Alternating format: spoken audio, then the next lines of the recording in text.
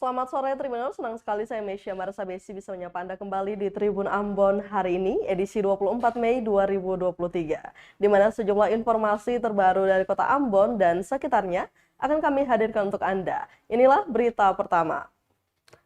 Kas Pemkot Ambon tekor miliaran rupiah.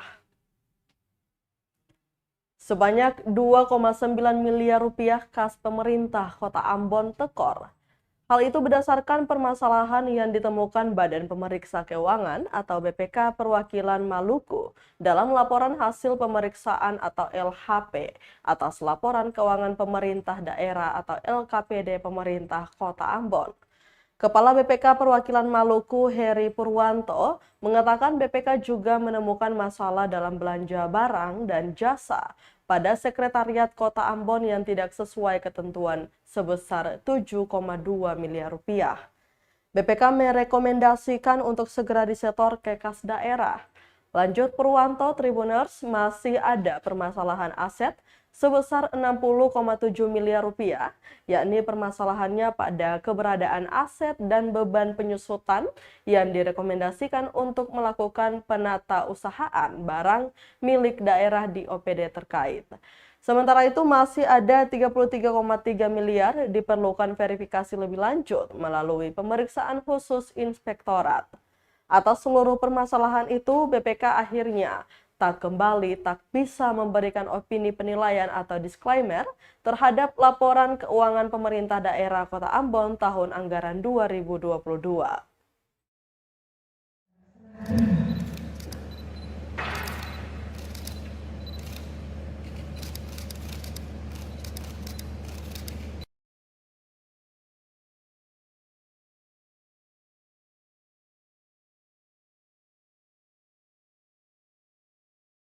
Yang jelas begini, ini kan laporannya kan disclaimer, PMP yang tidak memberikan pendapat, jadi BPK ini memberikan pendapat, tidak memberikan pendapat, ya, disclaimer nanti.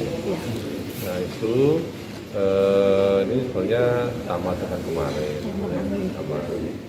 Lalu penyebab disclaimer itu banyak, ya. Satu, kalau dulu dari bawah ya, satu masalah aset, ya, ada aset lama itu.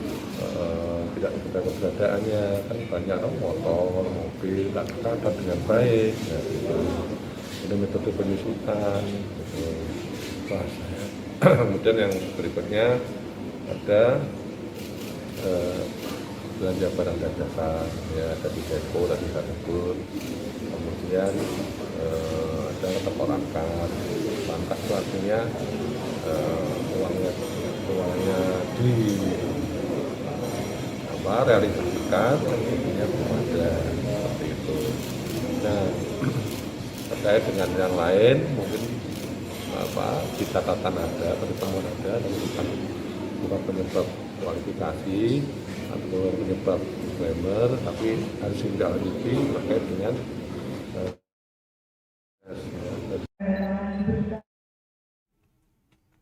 Kita ke berita selanjutnya, Tribuners. DPPKB Kota Ambon tingkatkan ketahanan keluarga lewat pembinaan kader BKB, BKR, BKL, UPPKA, dan PIKR. Dinas Pengendalian Penduduk dan Keluarga Berencana atau DPPKB Kota Ambon menggelar pembinaan kader ketahanan keluarga berbasis kelompok kegiatan atau POKTAN.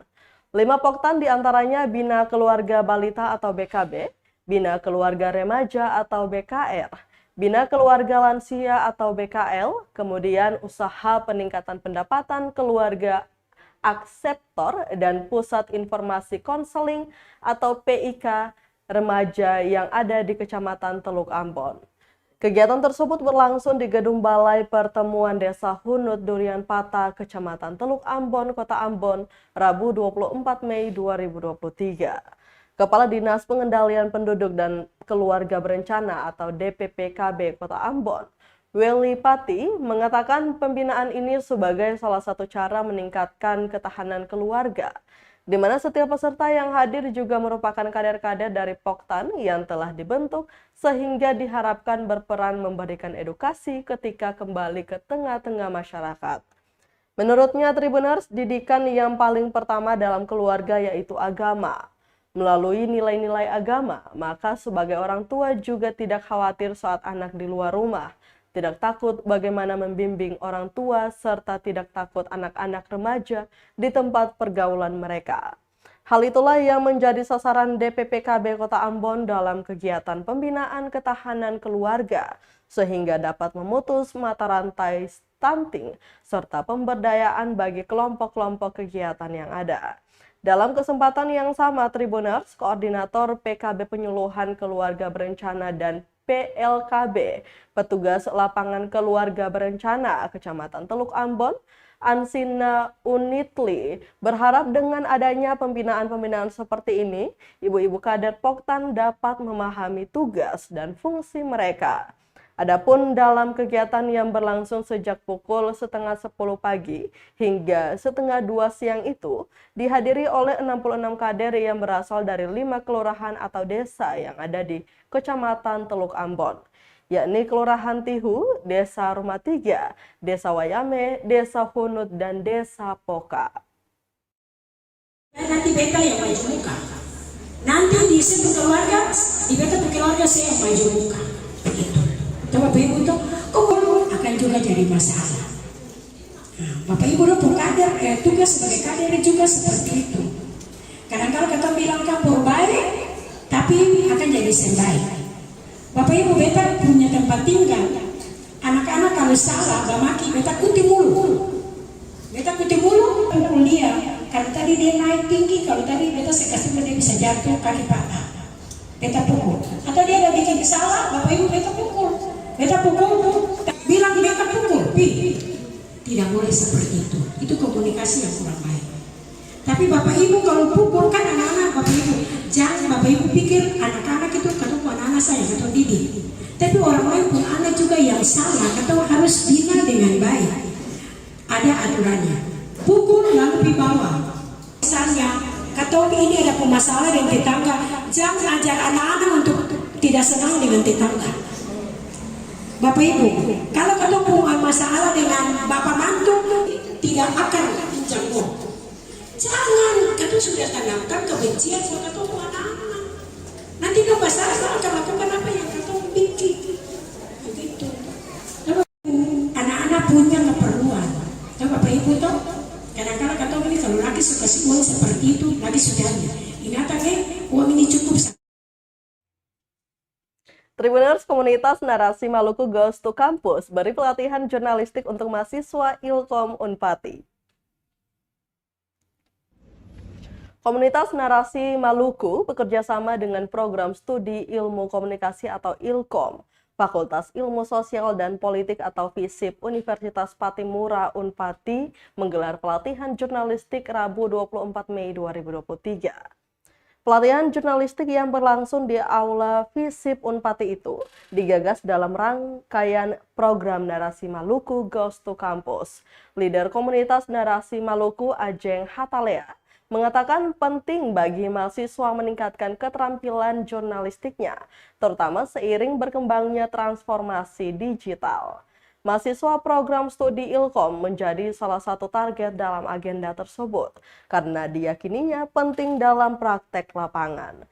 Dia berharap Tribuners melalui pelatihan ini, mahasiswa Ilkom dapat memahami kerja jurnalis serta dapat memanfaatkan transformasi digital untuk mempublikasikan karya-karya mereka. Pantauan tribunambon.com, acara yang berlangsung pukul 10 pagi itu disambut antusias peserta pelatihan.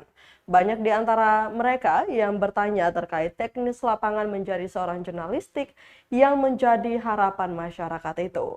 Hal itu juga mendapatkan dukungan Ronald Alfredo.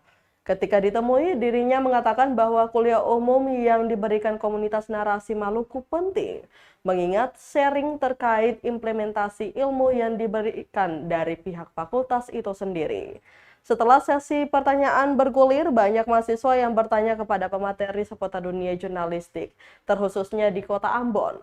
Salah seorang mahasiswa, Iwayan Wendel Hatu, mengatakan bahwa dirinya beruntung bisa menjadi bagian dari peserta pada kegiatan tersebut. Dia berharap agar kegiatan seperti itu bisa selalu diselenggarakan ke depannya untuk menciptakan banyak jurnalis yang berperan penting untuk masyarakat, terkhususnya Kota Ambon. Tahu bisa tahu data itu apa gitu.